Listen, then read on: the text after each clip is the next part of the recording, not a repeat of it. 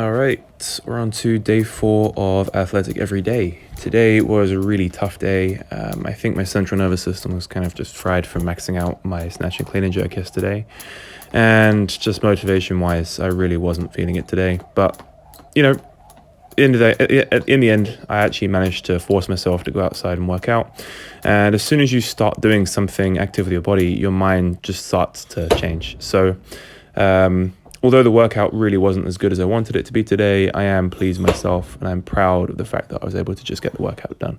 And I couldn't just start an athletic every day and then not upload on day 4 because that would just look terrible. Today was kind of like a complex day on the program. So although it was just snatch and clean and jerk, it was 2 powers and then a full of each lift. So for the snatches, it was 2 power snatches and then a full snatch.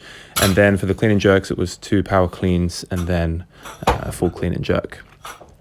And as I said, from yesterday, my body just was not feeling good. I was feeling pretty sore. And you'll see later on, I actually just missed like a 75 kilo snatch, which is kind of crazy considering my 1RM is now 100 kilos. But that just goes to show how much fatigue can really impact your ability and your performance in session. The warm-up lifts felt okay. And an interesting point I've kind of figured out about the snatches, particularly power snatches, is that you're actually supposed to catch them quite low in not a massively deep range of knee flexion, but definitely not as high as you possibly can. You want to be catching them sort of in that quarter squat position, around about like there. Obviously, it depends. It will vary depending on the person. But the reason I found this out was I actually was lifting at Brunel University, which is a university that has really nice sporting facilities, and I actually met a Commonwealth Games Olympic weightlifter called Jess Gordon-Brown, and she was watching my technique, which is something, if you ever get the opportunity for a professional athlete or a high-level athlete to watch your technique and comment on it, then definitely go for that. She was saying how my power snatch, I could really start to work on catching in a slightly lower position and then driving more with my legs to make the catch position more athletic. At any rate, these are the top working sets. It was 5 sets of 1 with 75 kilos, and you can see I was missing a few of these lifts. Some of these weren't really feeling that good, but hey, I'm glad I got it done at the end of the day. One other thing I was kind of focusing on with the snatch turnover is actually kind of bending my elbows a little bit more in the turnover, so I'm kind of able to pull the bar closer. A lot of people, when they first start doing snatches and clean and jerks, in order to make sure they get that contact, they actually bang the bar off their hips or their thighs, and they keep their arms completely straight, and then therefore the bar gets too far away from them and they have to either jump forward or just completely miss the lift. Then I moved on to power clean times 2 and then full clean and jerk. As I said yesterday, I'm really trying to focus more on improving my technique and spending more time warming up and focusing on the cleans, because that is now my weakest area on the lifts. My snatch is okay, but my cleans and obviously my jerks as well could do with a bit of work. So just like I said before, I was working a bit more on that turnover, keeping the bar nice and close, trying not to let the bar get away from me. And as you can see in my garage, I do not have a lot of space to clean and especially jerk. So every time I do a split, I'm also risking hitting the garage door. The reason I'm working inside today is just I really couldn't be asked to go outside. It was cold, it was dark, so I figured I'd just work inside.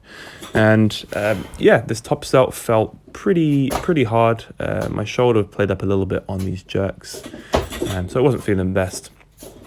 But at points like this in the workout, I've already started, so I may as well just carry on with it, and make sure I finish with lots of good quality.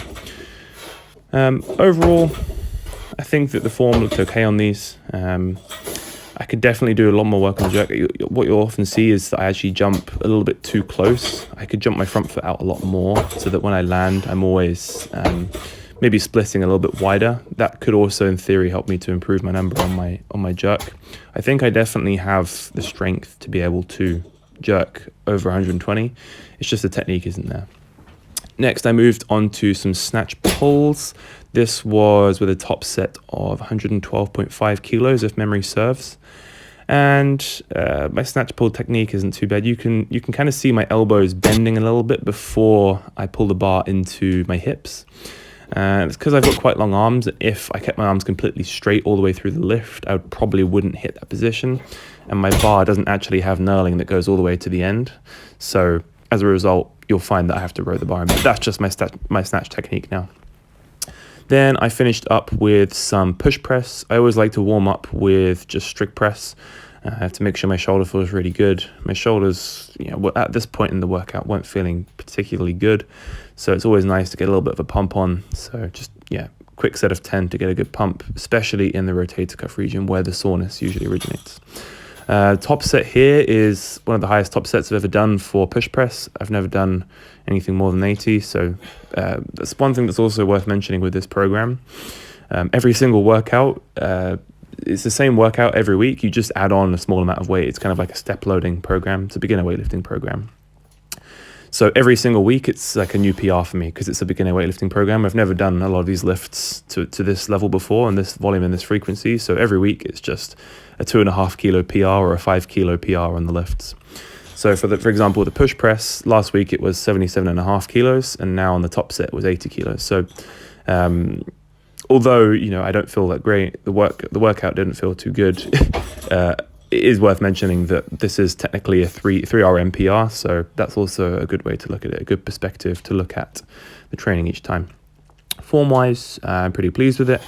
I'm happy with how quickly the weight was moving. I actually maxed out my my 1RM on the push press, and I got 100 kilos. It was earlier on in the week this week. I think it was on it was a few days back. But yeah, the weight was moving really nicely here, and overall I'm happy with my form on the push press. And as I mentioned yesterday, I'm going to start incorporating more push press and strict press into my training program so that I can actually, once I've cleaned up 120 or 120 kilos plus, I can actually jerk it and get it overhead nice and stable. And this was also 5 sets of 3. So 5 sets of 3 with 80 kilos overall. With regards to going forward into the future, once I finish this program, I'm not 100% certain on what I'm going to work on. I do want to make sure I can definitely maintain some weightlifting movements in here because I just love them so much, and they're incredibly athletic movements, especially the power and the high hang power versions of the movements. They have very, very high rate of force development, so they should really be a staple of any athletic training program.